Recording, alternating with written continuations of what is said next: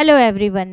आप लोगों के लिए उत्तराखंड के इतिहास की ये दूसरी वीडियो है, ताकि आपको एग्ज़ाम के लिए थोड़ी सी हमारी तरफ से सहायता मिल जाए। तो देखते हैं जल्दी जल्दी जो इम्पोर्टेंट पॉइंट है उस पे ध्यान देते हैं, जहाँ से मुझे लगता है कि संभावना है प्रश्न बनने की। तो जैसा कि मैंने पिछली वीडियो में आपको बताया, अभी आगे देख लेते हैं। जो मैंने बताया था उससे आगे कौन सा इम्पोर्टेंट पॉइंट बनता है भाई। अशोक के अभिलेख मिले हैं उत्तराखंड में कालसी से। तो मौर्य मौर्य काल का टाइम है ये। कालसी से अभिलेख मिलते हैं, अशोक के कालसी अभिलेख है जो पाया गया है ना। स्कंद पुराण में क्या कहा गया, ब्राह्मण में क्या कहा गया, ये तो मैंने आपको सब बता दिया था।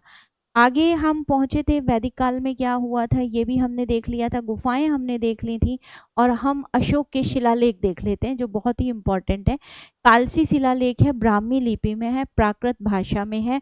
और यहाँ पर एक बहुत इंपॉर्टेंट चीज है, हिस्ट्री में आप लोगों ने पढ़ी ही होगी कि इसको कहा गया है अपरांत कहा गया है, और यहाँ के लोगों को पुलिन कहा गया है। तो कालसी शिलालेख आपने अगर हिस्ट्री पढ़ी है तो वहां पे पढ़ा होगा। ये है कहाँ? उत्तराखंड में।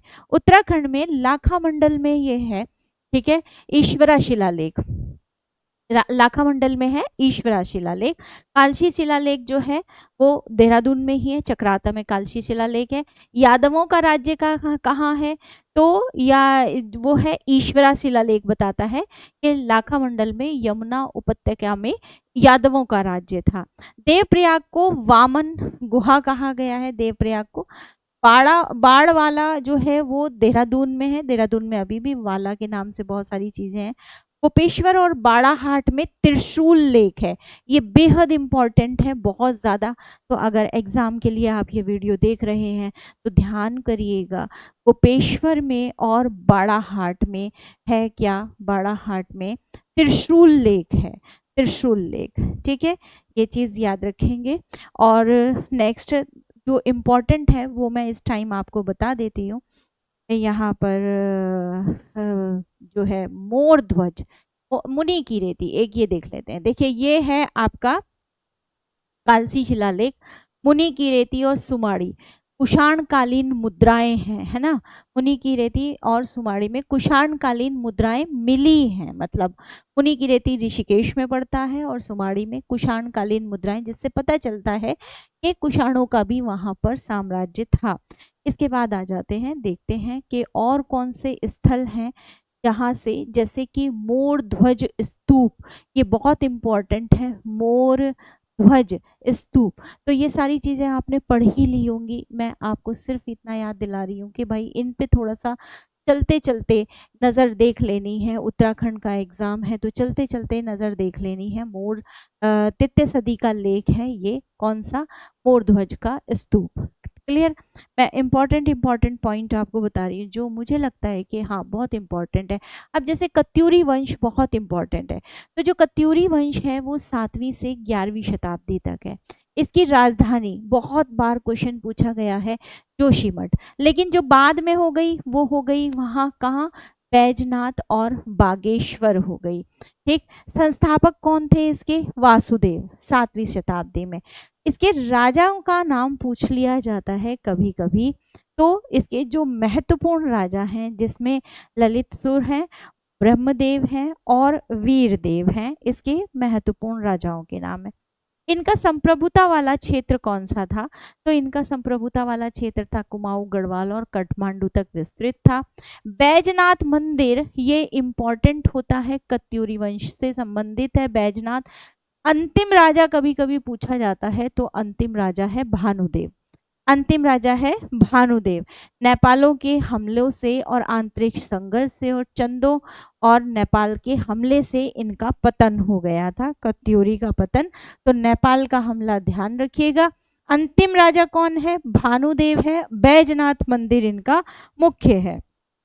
अब आ जाते हैं चंद राजा की बात कर देते हैं। तो भाई चंद में 10वीं से 18वीं शताब्दी तक रहे। चंद जो थे, चंदों का जो शासन था, स्थापना किसने की थी? सोमचंद ने। बहुत बार ये प्रश्न आया हुआ है, चंदों का संस्थापक राजा कौन था? सोमचंद था, जो कलिंग से आया माना जाता था। पहली इनकी राजधानी थी कहाँ? चंपावत में। आप लोगों ने पढ़ा है तो आप लोगों को याद आ रहा होगा, कंफ्यूज नहीं होना है बिल्कुल भी। मोस्ट इम्पॉर्टेंट पॉइंट है, हिस्ट्री से प्रश्न बनते ही बनते हैं और वहाँ की संस्कृति से प्रश्न बनते हैं। संस्कृति से प्रश्न बनेगा, जैसे आपसे पूछ लिया जाएगा थारू जनजाति कहाँ पर रहती है, तो मैं बोल रही हूँ तो आपको प्रश्न याद आना चाहिए। थारू जनजाति कहाँ पर है, माहीगीर कहाँ पर है उत्तराखंड में, या जो आपसे पूछ लिया जाएगा जो भोटिया जनजाति है वो कहाँ रहती है, या सर्दियों में भोटिया कहाँ रहते हैं, या गर्मियों में भोटिया कहाँ रहते हैं, ब्रह्म कमल कहाँ होता है, चट्टानों पर होता है। ये बहुत नॉर्मल से प्रश्न हैं जो आप सबको पता है, क्योंकि आप एग्जाम देने जा रहे हैं तो ये सारी चीज़ें आपने पढ़ी हैं।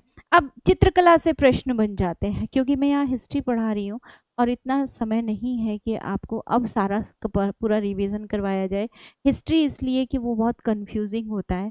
तो पूछा जाता है एपण, एपण क्या है? एपण वहाँ की एक कला है जो कि शिल्प कला या कहेंगे शिल्प कला नहीं, एपण रंगने का काम करते हैं, मिट्टी से दीवारों को रंगना, घरों को रंगना एपण कहलाता है। तो बहुत इस तरीके के प्रश्न इंपॉर्टेंट बनते हैं, जिसको मैं 2-4 आपको बताऊंगी ज़रूर, जो मुझे लगता है कि ये आपको पता होने चाहिए। ठीक है, तो यहाँ पर एक और प्रश्न, जो बैजनाथ मंदिर है ये बनवाया किसने था, ये भी कभी कभी क्वेश्चन पूछा लिया जाता है। अभी जो पीछे मैंने आपको बैजनाथ बताया, तो बैजनाथ मंदिर बनवाया था ललित पुत्र था भूदेव। भूदेव ने बैजनाथ मंदिर बनवाया था, ये भी याद रखिएगा। बैजनाथ मंदिर है ना, ये ललित पुत्र भूदेव था जिसने बैजनाथ मंदिर बनवाया। ठीक है, इस तरीके से प्रश्न बनते हैं। तो अगला देखते हैं हम यहाँ पर, सोमचंद चंदों की राजधानी कहाँ थी। फिर इसके राजा, सबसे महत्वपूर्ण राजा था बाज बहादुर चंद। इसने अल्मोड़ा को अपनी राजधानी बनाया, इसने बाज बहादुर चंद ने, और इसने किलों का भी निर्माण करवाया था। यहाँ पर नेपाली जो थे उनके आक्रमण को रोकने में भी इम्पोर्टेंट था। तो चंदों में बाज बहादुर चंद और अल्मोड़ा को राजधानी बनाया, ये बहुत महत्वपूर्ण है। सांस्कृतिक योगदान अगर हम देखें तो जो जागेश्वर है मंदिर वो अल्मोड़ा में है, और वो एक तरह से बिल्कुल वहाँ का कुमाऊं का एक सिंबल है जागेश्वर मंदिर। मैंने आपको यहाँ पर चित्र भी दिखाया है पिछली वाली क्लास में। यहाँ पर देखते हैं कि जो मुगल संपर्क है और वो उत्तराखंड का कब हुआ, औरंगजेब से मित्रता हुई और औरंगजेब के समय उत्तराखंड पर आक्रमण हुआ। अगर अकबर से मित्रता हुई थी, औरंगजेब के समय उत्तराखंड पर आक्रमण हुआ। तो अब कहा जाता है कि जो अकबर है उसके रसोई का में जो पानी प्रयोग होता था वो कहाँ से आता था, वो हरिद्वार से आता था। गंगा जल से बने हुए भोजन को वो खाता था। पतन का कारण क्या रहा, जो चंद का पतन हो गया। तो गोरखाओं का आक्रमण हुआ 1790 के बाद यहाँ पर, तो चंद का क्या हुआ, पतन हो गया। नेक्स्ट देखते हैं, गढ़वाल में फिर कौन आया, परमार वंश। अब आपको ये सीक्वेंस ध्यान रखिएगा, चंद के बाद कौन आ रहे हैं, परमार वंश आ रहा है। तो स्थापना कौन कर रहा है, कणकपाल ने स्थापना की। राजा अजयपाल के ये पूर्वज थे कणकपाल। राजा अजयपाल, मैं आपको बता चुकी हूँ, 52 गढ़ों को एकत्र करके गढ़वाल का निर्माण किया था। अजयपाल ने ही किया था। चांदपुर गढ़ में इन्होंने अपनी राजधानी बनाई और बाद में इन्होंने श्रीनगर को अपनी राजधानी बनाया। क्लियर है ना? क्लियर क्या है, अभी फटाफट बस देखते जाओ, दिमाग में बैठा लो। बहुत ज़्यादा नहीं बताऊंगी क्योंकि मैटर तो बहुत था, बट हमारे पास समय की कमी रही, तो इसलिए बहुत ज़्यादा रिवीजन हम आपका नहीं करा पाए। नेक्स्ट देखते हैं, यहाँ पर बहुत महत्वपूर्ण एक क्वेश्चन है जो कि आता है कि जो प्रद्युम्न शाह हैं वो वीर गति को प्राप्त हुए थे। तो प्रद्युम्न शाह वीर गति को कैसे प्राप्त हुए थे, इसका कारण क्या था? तो गोरखाओं ने आक्रमण किया था 1803 में, जिसकी वजह से प्रद्युम्न शाह को वीर गति को वो प्राप्त हो गए। गोरखाओं का शासन 1803 से शुरू होता है और ये बेहद महत्वपूर्ण है। सुगौली की संधि कई बार प्रश्न आ चुका है। देखो नॉर्मल प्रश्न भी आते हैं। अगर ये बात जान लीजिए कि भाई अगर उत्तराखंड की में प्रश्नों की संख्या बढ़ गई है, तो ये मान के चलिए कि अगर आपसे पूछे जा रहे हैं उत्तराखंड के 50 प्रश्न मान लीजिए पूछे जा रहे हैं, तो 50 प्रश्नों में 30 से 35 प्रश्न आपके बहुत ही नॉर्मल होते हैं। 10 से 15 प्रश्न ही होंगे जो आपके बहुत टिपिकल होंगे या उलझाऊ होंगे। इसलिए परेशान नहीं होना, प्रश्न कितने भी आए एग्जाम में उससे आपको परेशान नहीं होना, क्योंकि बेसिक प्रश्न हमेशा होते हैं और बेसिक प्रश्न गलत नहीं होने चाहिए। तो यहाँ पे देखते हैं जो महत्वपूर्ण लड़ाई हुई है गोरखाओं की, गोरखा शासन, पूरे कुमाऊं और गढ़वालों पर गोरखा शासन हुआ। ये कठोर शासन था। आज भी उत्तराखंड में एक कहावत है, जब कोई बहुत ज़्यादा कठोर होता है या जब कोई बहुत ज़्यादा जुल्म कर रहा होता है तो उसको कहा जाता है गोरखियाणी हो रखी है। मतलब कि गोरखाओं ने जिस तरीके से जुल्म अत्याचार किया, क्या तुम वही अत्याचार कर रहे हो, तो कहते गोरखियाणी हो रखी है। ये वहाँ का मुहावरा, एक लोकोक्ति है, किसी पर जुल्म करने वाले को बोला जाता है। तो 1814 से 15 का एंग्लो नेपाल युद्ध हुआ और 1815 में ब्रिटिश विजयी हुए। 16 में हो गई है सुगौली की संधि। ठीक, कुमाऊं और गढ़वाल का ब्रिटिश कब्जा शुरू हो गया है। यहाँ पर देखते हैं, मोटा मोटा हमने रिवीजन किया है, बहुत ज़्यादा तो नहीं। जो 1816 में सुगौली की संधि हुई तो गढ़वाल का जो पश्चिमी भाग था, जिसे हम कहते हैं टिहरी, अच्छा प्रजामंडल आंदोलन होता है यहाँ पर, ये याद रखिएगा। प्रजामंडल आंदोलन कब हो रहा है, हिस्ट्री पढ़ी है आपने तो आपको पता ही होगा। गढ़वाल का जो पश्चिमी भाग है जिसे अभी हम क्या कहते हैं टिहरी बोलते हैं, वो स्थानीय राजाओं के अधीन रहा। आज उसी जगह पर डैम बन चुका है। तो ये कहानी भी है कि जो टिहरी के पुरोहित थे, जो उस साम्राज्य के पुरोहित थे, उन्होंने ये भविष्यवाणी की थी, ये बताया था कि टिहरी 100 साल के बाद डूब जाएगा और उन्होंने ये अपने ज्ञान से देख लिया था कि टिहरी 100 साल के बाद पूरा डूब जाएगा। तो वही हुआ, जहां आज टिहरी डैम है वहीं पर वो घंटाघर भी था, जो टिहरी का मेन घंटाघर था, टिहरी का जो मार्केट था, टिहरी के जो लोग थे, जहाँ वो पूरा साम्राज्य था। बल्कि जो टिहरी डैम अगर आप देखेंगे तो जो किला है, टिहरी का किला है, उसका थोड़ा सा एक पार्ट कभी कभी दिखता भी है उस डैम में, उस झील में दिखता है। तो वो पूरी की पूरी क्या हो गई, वो पूरी की पूरी झील बन गई जहाँ पर टिहरी साम्राज्य था। तो वो गढ़वाल का पश्चिमी भाग है। ठीक, तो शेष गढ़वाल किसके अंडर में आ गया, कुमाऊं, और सीधे ब्रिटिश शासन के अंडर में आ गया। इसके बाद ब्रिटिश शासन में हुआ क्या, ब्रिटिश प्रशासकीय रचना देख लेते हैं। यहाँ पे बेहद महत्वपूर्ण है कि कुमाऊं कमिश्नरी बनी और उसका मुख्यालय कौन बना, नैनीताल बना। तो नैनीताल का डेवलपमेंट तभी से है। अगर आप कभी नैनीताल गए हो तो नैनीताल में आप देखेंगे कि वहाँ ब्रिटिशर्स का राज रहा, ये आपको दिख जाता है। जगह जगह गिरजाघर दिख जाएंगे आपको। जो हाई कोर्ट है उत्तराखंड का, उसकी स्ट्रक्चर अगर आप देखेंगे तो वो उसी समय का सब कुछ बना हुआ है। तो नैनीताल को जो मुख्यालय बनाया और कुमाऊं को कमिश्नरी बनाया ब्रिटिश लोगों ने। भूमि सुधार भी किए और इसमें कुछ नाम जुड़े हुए हैं जो बेहद इंपॉर्टेंट हैं, जैसे ट्रेल का नाम जुड़ा हुआ है, बेटन का नाम जुड़ा हुआ है। इन्होंने प्रशासनिक व्यवस्था लागू की, कर संग्रह किया, जंगल कानून बनाया और जनजातीय नियंत्रण भी किया।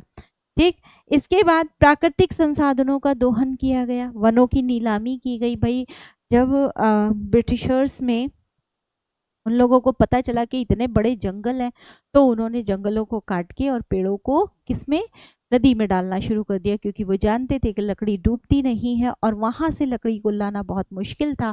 तो जंगल कटते गए और वो लकड़ी किसमें, नदी में डाल दी जाती थी, जो बहती बहती कहाँ तक आ जाती थी, प्लेन में आ जाती थी और वहाँ से इकट्ठा कर लिया जाता था। तो बड़ी मात्रा में ब्रिटिश टाइम में जंगलों का कटान हुआ, तो इससे एक बहुत बड़ा नुकसान भी हुआ।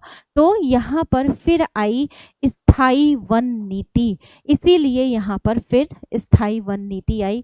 ठीक है, और इसमें अधिकारों को, जो स्थानीय लोग थे, क्योंकि ब्रिटिशर ने हर तरीके से क्या किया है, हर तरीके से अपना हित उन्होंने साधा है, तो स्थानीय अधिकारों का इन्होंने हनन भी किया। अब मिशनरी स्कूल की स्थापना भी हुई है, ये तो पता ही है, अल्मोड़ा और टिहरी में मिशनरी स्कूल की स्थापना हुई। कुछ और फैक्ट यहाँ पर देख लेते हैं कि 1857 की जो क्रांति हो रही है, 1857 की क्रांति में कुछ यहाँ कुछ प्रभाव दिखाई देते हैं। रानीखेत सक्रिय है और रामपुर सक्रिय है, लेकिन 20वीं सदी का जो आंदोलन है उसमें लोगों ने यहाँ बढ़ चढ़कर भागीदारी ली। 1920 में गांधीवादी आंदोलन में भागीदारी हुई। कुमाऊं और गढ़वाल में विदेशी वस्त्रों की होली जलाई गई, ठीक है। और यहाँ पर एक जैसे इंद्रमणि बड़ोनी, उनको कहा गया उत्तराखंड का गांधी। पेशावर गोलीकांड बहुत ही फेमस है, वीर चंद्र सिंह गढ़वाली थे जिन्होंने पेशावर जो गोलीकांड है उन्होंने गोली चलाने से ही मना कर दिया था, तो वीर चंद्र सिंह गढ़वाली का नाम पेशावर से जुड़ा हुआ है, पेशावर गोलीकांड से जुड़ा हुआ है, ठीक है। नेक्स्ट देखते हैं इसमें कुछ और पॉइंट।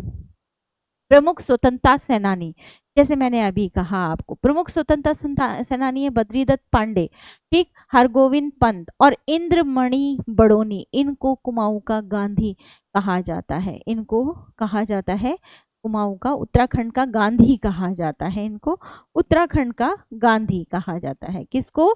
इंद्रमणि बड़ोनी को उत्तराखंड का गांधी कहा जाता है, ठीक है। फिर सरला बहन है, गौरा देवी है, इन महिलाओं का काफी योगदान रहा किसमें? स्वतंत्रता सेनानी रही ये, और इनका काफी योगदान रहा। इसके बाद देखते हैं कि इसमें कुछ इम्पोर्टेंट पॉइंट मैं और बता दूंगी आपको यहाँ पर, और कौन से हैं, जैसे कि जो यहाँ पर एक क्वेश्चन आता है कि किसने 1886 में उत्तराखंड से 2 लोगों ने भाग लिया था, किसमें?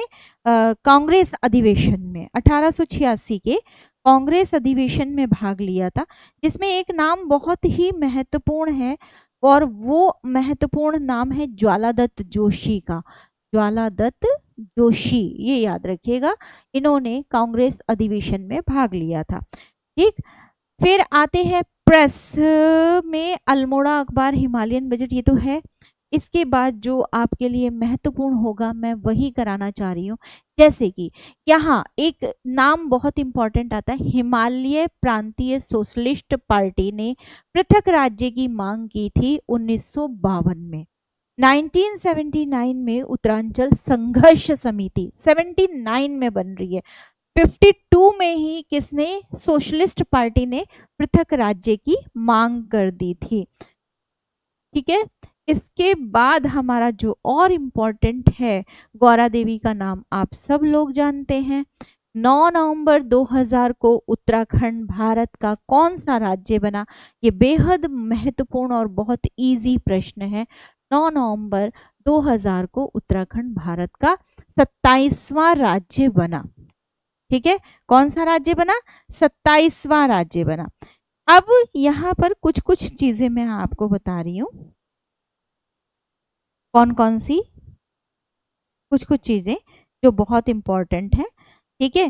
सल्ट एक जगह है, कहाँ? कुमाऊं में। सल्ट को कुमाऊं का बारदोली कहा गया, इतना याद रखिए, कुमाऊं का बारदोली कहा गया था। इसे कहा गया? सल्ट को कहा गया। क्यों कहा गया? क्योंकि आंदोलन चल रहा था। किसका आंदोलन चल रहा था भाई? गांधी जी का आंदोलन चल ही रहा था। तो 1942 की बात है, सल्ट कांग्रेस का मुख्यालय था, और 2 अंग्रेजों की गोली खाने वाले 2 भाई थे यहाँ पर जो शहीद हो गए थे, तो गांधी जी ने इसको कहा कुमाऊं का बारदोली, सल्ट को कहा था। इसके बाद यहाँ पर एक बहुत इम्पॉर्टेंट नाम है कुंती वर्मा। कुंती वर्मा का नाम इसलिए इम्पॉर्टेंट है कि ब्रिटिशर्स ने इनको जिंदा या मुर्दा पकड़ने के लिए इनाम रखा था। 1932 की ये घटना है। उत्तराखंड की ये महिला थी जिन पर इनाम रखा गया था कि कोई इनको जिंदा या मुर्दा पकड़ के ले आए, तो उसके लिए आदेश जारी किया गया था। बहुत बड़ी ये आंदोलनकारी थी, ठीक। फिर आते हैं सरला बहन। गांधी जी ने सरला बहन को भेजा था, कहाँ, कोसानी भेजा था, और वहां जाके सरला बहन ने एक आश्रम की स्थापना की थी, सरला बहन ने, और वो आश्रम था लक्ष्मी आश्रम। सरला बहन ने कोसानी कोसानी को भारत का स्विट्जरलैंड भी कहा है, लक्ष्मी आश्रम की स्थापना की थी। आपको ये सब याद आ रहा होगा। कोसानी को गांधी जी ने कहा कि ये भारत का स्विट्जरलैंड कहा था कोसानी को भारत का स्विट्जरलैंड। क्लियर? ये याद रखिएगा। मैं बहुत महत्वपूर्ण टॉपिक करवा रही हूँ, जहां मुझे लगता है कि भाई ये प्रश्न आपका बन सकता है। तो ये महत्वपूर्ण प्रश्न, प्रजामंडल की जिसकी मैंने बात की थी, 1939 में जब टिहरी में बहुत ज़्यादा शासकों का अत्याचार बढ़ गया, तो वहाँ पर 1939 में प्रजामंडल की स्थापना हुई। 1939 में प्रजामंडल की स्थापना होती है, जब टिहरी पर बहुत ज़्यादा अत्याचार बढ़ जाता है। किसका किसका टिहरी शासन का अत्याचार बढ़ जाता है, तो प्रजामंडल की स्थापना होती है यहाँ पर। इसके बाद यहाँ पर एक अनासक्ति योग के नाम से गीता की भूमिका लिखी थी। किसने? गांधी जी ने लिखी थी, और कुमाऊं में लिखी थी। अनासक्ति अनासक्ति अनासक्ति योग अनासक्ति योग ये भूमिका लिखी थी उन्होंने। ठीक है, अनासक्ति योग भूमिका लिखी उन्होंने। एक सेकेंड। अनाशक्ति योग भूमिका के नाम से गीता की भूमिका लिखी थी। किस जगह पर लिखी थी? ये क्वेश्चन आ जाता है, किस जगह पर लिखी थी उन्होंने? तो ये उन्होंने लिखी थी बागेश्वर में। कभी कभी इसमें कोसानी भी आ जाएगा, क्यों आप सिंपली लगा सकते हैं, क्योंकि उन्होंने किसको बागेश्वर में, है ना, तो कोसानी बागेश्वर में ही पड़ता है। बागेश्वर से थोड़ा, जो करंट में बता रही हूँ बागेश्वर में ही है, लेकिन बागेश्वर जब पहुंच जाते हैं आप, वहां से थोड़ी सी दूरी पर आपको 15-20 मिनट की दूरी पर आपको मिल जाएगा कोसानी। एक बहुत महत्वपूर्ण घटना हुई 1921 में। 1921 में 40,000 स्वतंत्रता सेनानियों ने बागेश्वर की एक नदी में कुली प्रथा के लिए रजिस्टर जला दिए। कुली बेगार प्रथा होती थी, कुली बेगार, इसके लिए 40,000 स्वतंत्रता सेनानी थे उत्तराखंड के। इस कुली बेगार प्रथा के लिए, क्योंकि ये ब्रिटिशर्स का दिया हुआ था उत्तराखंड के, किनको? उत्तराखंड के जो स्थानीय लोग थे उनसे ये कुली बेगार कराया जाता था, ये उनका शोषण था। तो सरयू नदी में उन्होंने ये रजिस्टर बहा दिए थे। किस में बहाए थे? सरयू नदी में। ये बात आपको याद रखनी है। कुली बेगार प्रथा के लिए 40,000 स्वतंत्रता सेनानियों ने रजिस्टर जला दिए, रजिस्टर जो थे वो बहा दिए इससे संबंधित। इसमें इम्पोर्टेंट कौन थे? इसमें इम्पोर्टेंट सेनानी जो थे वो थे बद्रीदत्त पांडे और गोविंद पंत। ये जो सरयू नदी में रजिस्टर बहाए 1921 में, बद्रीदत्त पांडे। तो मैंने ये कुछ पॉइंट ऐसे कराए हैं जो मुझे लगता है कि काफ़ी महत्वपूर्ण हैं एग्ज़ाम के पॉइंट ऑफ व्यू से, इसलिए मैंने आपको ये यहाँ पर करवा दिए हैं। क्लियर? तो आगे देखते हैं। मेन चीज़ ये है कि इसमें आपसे ये पूछा जा सकता है बच्चों, यहाँ पर जो इसकी संस्कृति है उत्तराखंड की, क्योंकि अभी तो आप सब कुछ पढ़ ही चुके होंगे, ये एक तरह से ना आपका रिवीजन है, कि आपको एक तरह से ये रिवीजन हो रहा है कि हाँ भाई आपको ये चीज़ समझ में आ रही है कि नहीं आ रही है। तो यहाँ पर आप जो जो आपका नहीं लगा, आपको लग रहा है कि इसमें मुझे कन्फ्यूज़न है, ये मुझे नहीं समझ में आ रहा है, उसमें अब बहुत ज़्यादा कंफ्यूज नहीं होना है, क्योंकि प्रश्न तो कुछ लिमिटेड जगह से ही आते हैं। जितने मैंने पॉइंट आपको बताए वो काफ़ी बेहद इम्पॉर्टेंट है। तो आपके लिए ढेर सारी शुभकामनाएं। क्योंकि हमारे पास समय कम था तो हम आपको बहुत सारी चीज़ें तो नहीं करवा पाए, लेकिन होपफुली कि आप प्री क्वालिफाई करिए। हम आपके साथ हैं, ढेर सारी शुभकामनाओं के साथ एग्ज़ाम देने जाइए। और अभी जितने मैंने पॉइंट कराए उसको अगर आप देख सकें तो जल्दी से फटाफट उसको देख जाइए, ताकि हो सकता है कि इसी में से आपके 2-1 प्रश्न आपको मिल जाएं। तो यहीं पर इस क्लास को एंड करते हैं। धन्यवाद। जय हिंद।